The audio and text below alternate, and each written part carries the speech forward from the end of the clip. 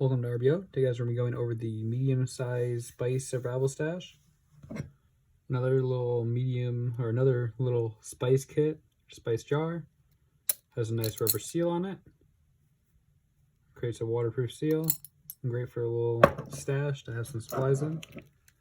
Right in the lid, you can see we have a water-activated towelette, the wrapper. Right here, we have a packet of mustard for a nutrients boost.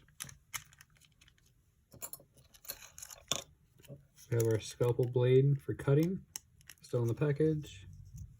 For fire starting, we have a ferro rod with a striker, as well as a mini Bic wrapped with duct tape to elongate the life of the fuel and the lighter itself. Another source of fire, we have some storm-proof matches. I feel like personally, if you get a fire going, this provides a lot of things.